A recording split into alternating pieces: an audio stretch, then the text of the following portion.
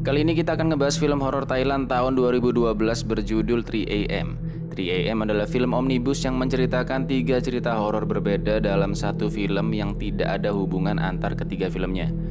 Menceritakan tentang hantu yang selalu muncul saat jam 3 dini hari. Konon katanya nih, makhluk halus akan mencapai kekuatan maksimalnya pada saat jam 3 dini hari.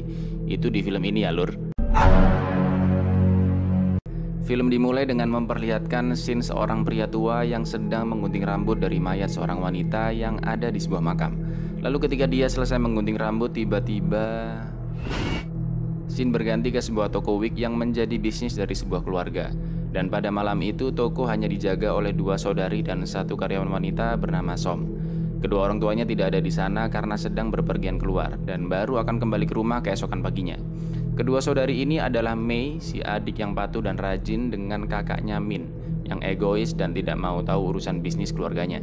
Yang dia tahu hanya makan dan foya-foya aja.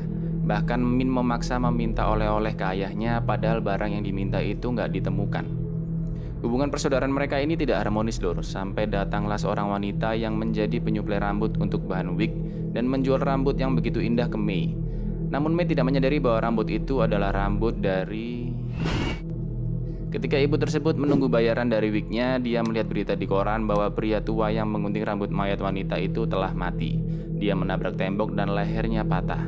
Ini sih udah pasti kelakuan dari... Keliru.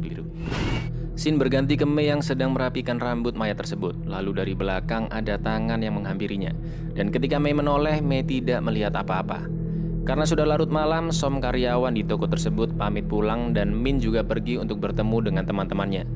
Jam sudah menunjukkan pukul 8 malam dan Mei hanya seorang diri di tengah-tengah manekin-manekin yang lengkap dengan wignya. Mei yang terlihat lelah dan berada di kamar mandi mencoba minum obat yang mungkin adalah pereda pusing. Karena Mei terlihat memegang kepala dengan ekspresi yang menahan sakit. Nggak mungkin juga kan, masa minum Sakatonik ABC kan nggak mungkin lur. Lalu Mei tiba-tiba mimisan dan mencoba membersihkan darahnya dengan air wastafel. Tapi anehnya air tidak kunjung surut. Yap, ada yang menghambat nih. Ketika Mei mengecek salurannya, ternyata yang menghambat adalah gumpalan rambut yang panjang.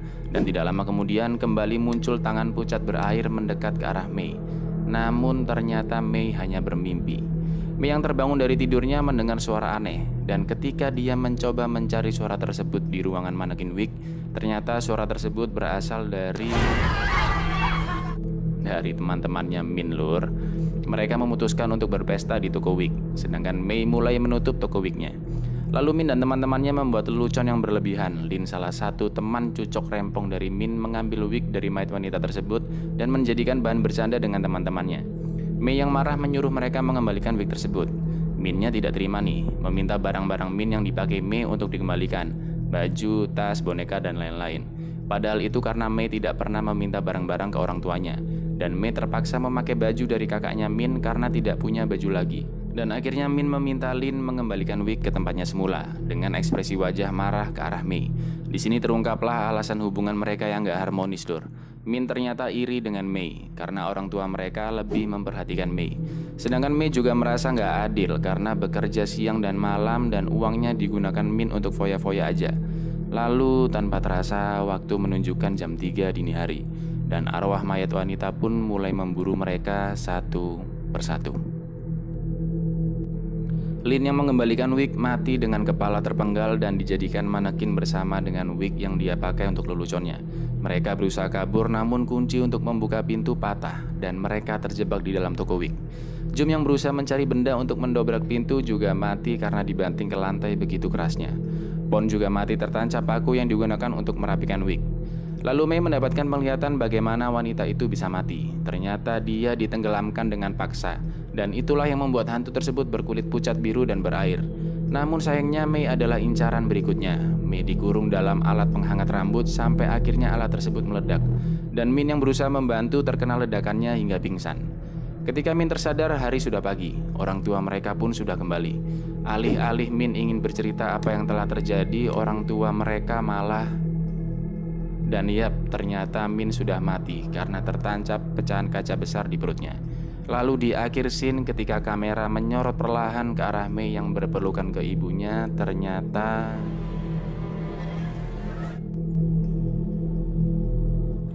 Film kedua berjudul Mayat Pengantin.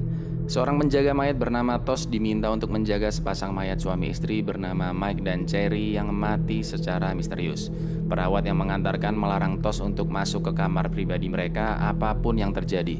Perawat juga menceritakan bahwa insiden kematian mereka ini terjadi seminggu sebelum pernikahan mereka dimulai dan meminta Tos untuk rutin memberikan makanan sesajen sesuai buku petunjuk. Meskipun perawat sudah meyakinkan kembali ke Tos apakah dia takut atau tidak dengan pekerjaan ini, namun Tos menjawab, ketika perawat sudah pergi dan Tos nekat masuk ke kamar pribadi pasangan mempelai yang dilarang dan mencoba beristirahat, lalu tiba-tiba patung musik yang ada di meja sebelah kasur berbunyi sendiri, dan di sana terlihat patung wanita yang patah.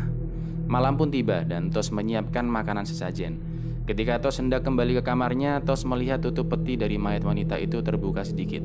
Lalu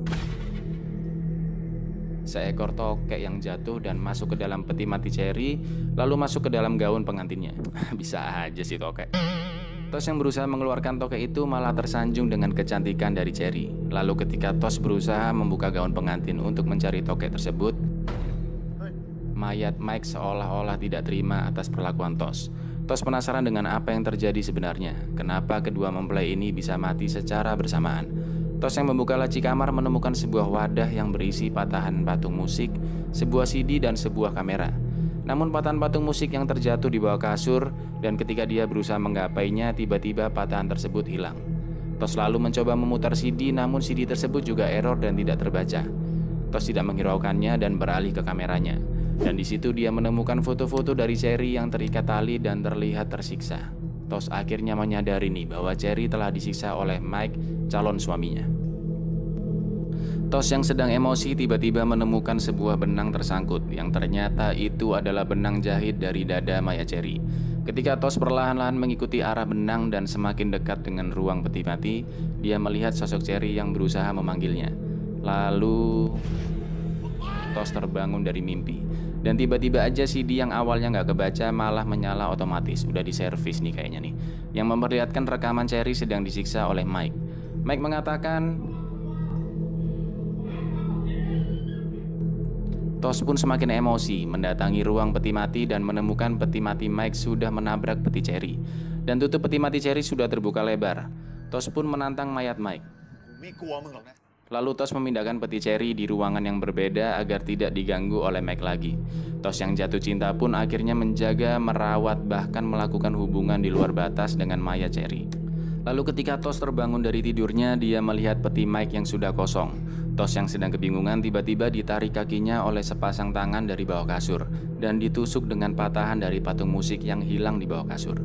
Tos yang kesakitan tiba-tiba diperlihatkan penglihatan apa yang terjadi sebenarnya. Ternyata Mike terpaksa harus mengikat Cherry agar dia tidak melukai dirinya sendiri. Lalu sebuah insiden terjadi. Ternyata Cherry membunuh Mike dengan patahan patung dan menyayat lehernya sendiri hingga akhirnya mereka berdua mati. Tos yang ketakutan berusaha kabur dari sana, namun sudah terlambat lur. Arwah Cherry sudah mengincarnya. Dan tepat jam 3 dini hari, Tos terbangun dari tidurnya dan menyadari bahwa dirinya terjebak di dalam peti mati Cherry dan berteriak meminta pertolongan. Namun Cherry yang jatuh cinta kepada Tos menghalanginya dengan duduk di atas peti mati dengan diiringi instrumen dari patung musik yang menyala. Film ketiga berjudul Lembur. Waktu menunjukkan pukul 11 malam lebih 55 menit. Seorang karyawan wanita bernama S sedang asyik membalas chat dari banyak pria. Tinder sih kayaknya nih. Lalu terlihat Bam dan Ging yang baru pulang dari lemburnya juga. Ketika mereka berdua akan masuk lift, Bam mempunyai ide untuk mengerjai si security dengan mencoret-coret wajahnya. Ketika Bam dan Ging sedang tertawa-tawa karena ulah iseng mereka dikagetkan dengan kepala hantu melayang di belakang mereka. Mereka pun panik, dan karena pintu lift tidak terbuka-buka, mereka memutuskan untuk lari melalui pintu darurat. S yang mendengar teriakan mereka juga mulai khawatir nih, tapi dia menghiraukannya. Lalu tiba-tiba mouse terjatuh. Kursi bergerak sendiri menghadap ke arah S, dan semua layar monitor pun hidup. S ketakutan melihat semua hal ini terjadi. Lalu yang terjadi, ya elah, ketahuan juga aslinya Neng. Dan ternyata ini hanyalah ulah dari bos dan asisten perusahaan tersebut, Ran dan juga T. Termasuk kepala melayang juga ternyata ulah iseng mereka berdua. Mereka melakukan ini karena ingin memberikan pelajaran ke karyawannya. Es yang suka chatting sampai malam, lalu Pon dan Ging yang suka tidur siang. Mereka hanya mengandalkan lembur aja. Ketika Ran ingin keluar kantor untuk membeli makanan, sebuah mos dan kursi bergerak sendiri dan mendatangi Ran. Namun Ran tahu nih bahwa ini adalah ulah dari Bam dan Ging. Mereka kembali ke kantor dengan alasan ingin melanjutkan lemburnya. Padahal ya cuma pingin balas perbuatannya Ran dan Tia aja lur. Lalu Ran yang akan turun lift juga ikutan ngerjain security dengan menambahkan coretan di wajahnya. Lalu kamera beralih ke security dan ternyata...ได้ครับผมจะลงไปเดี๋ยวนี้แหละครับ ada apa ya? Malam semakin petang, Bam dan Ging pamit pulang ke Ti karena pekerjaannya sudah selesai. Tiang sendirian di kantor merasa ada yang aneh. Ketika dia mencari keanehan tersebut di ruangan yang lain, Ti melihat bayangan sesosok wanita yang ternyata itu adalah... Lalu tiba-tiba pintu kulkas membuka dan menutup dengan cepat. Ti sudah mengira nih, ini pasti ulah bosnya nih, si Ran nih. Namun ternyata Ran baru datang dari beli makanan di belakangnya. Ti mulai ketakutan, dan benar aja dari dalam kulkas muncul sosok bayangan wanita yang tadi dia lihat. Ti lari ketakutan kembali ke ruangan kerjanya, dan dia dikagetkan dengan hantu bermuka hancur. Ti kaget dan terkena serangan jantung mendadak dan akhirnya mati. Dan ternyata hantu di kulkas adalah ulah iseng mereka bertiga yang sengaja mengerjai Ti. Ran yang shock atas kematian Ti mencoba menenangkan diri di ruangannya dan menyuruh Bam juga Ging untuk pulang ke rumah aja. Tapi Ging kaget melihat mayat Ti yang awalnya matanya tertutup tiba-tiba terbuka. Dan ketika Ging mencoba menutup matanya kembali, tiba-tiba ternyata Ti yang ngerjain mereka berdua. Lalu mereka bertiga mendengar suara aneh dari dalam ruangan. Dan ternyata itu adalah suara Ran yang gantung diri karena tidak ingin dijadikan tersangka atas kematian asistennya. Mereka bertiga yang panik menemukan fakta bahwa Ran juga berpura-pura gantung diri. Dan ini semua ternyata rangkaian prank dari Ran dan juga Ti ke Bam dan Ging. Bam dan Ging yang kesal akhirnya memutuskan benar-benar pulang sambil marah-marah. Emang ini dua bos perusahaan bangkotan emang ya. Waktu menunjukkan pukul 2:23 dini hari. Udah mepet jam 3 nih lur. Dan mereka berempat memutuskan untuk pulang ke rumah.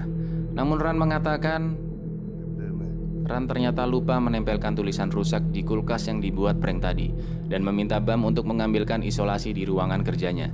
Namun Bam malah kembali menemukan mayat Ti yang tertusuk paku di dahinya. Karena ternyata kejadian sebenarnya adalah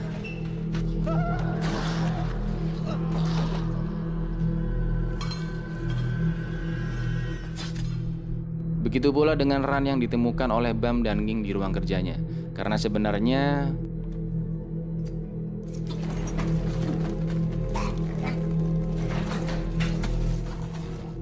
Bam dan Ging yang dihantui oleh arwah Ran dan Ti akhirnya lari terbirit-birit dan kabur melewati pintu darurat. Namun anehnya Ging menemukan sebelah pasang sepatu yang sama persis dengan miliknya. Scene berganti ke Ran dan Ti yang ternyata lagi-lagi mengerjai mereka berdua dengan boneka tiruannya mereka. Setelah puas ngeprank nih, Ran dan Ti memutuskan untuk pulang lur. Dan waktu tepat menunjukkan jam 3 dini hari. Ketika lift terbuka, mereka melihat Bam dan Ging ada di dalam lift dan masih tertawa-tawa karena berhasil mengerjai mereka berdua. Tapi mukanya mereka udah pucat lur. Lalu ketika Ran dan Ti mengecek HP-nya, mereka menyadari bahwa telah ditelepon berkali-kali oleh sekretarisnya. Ti menelepon balik asistennya untuk mengetahui apa yang telah terjadi. Dan sekretaris pun menceritakan bahwa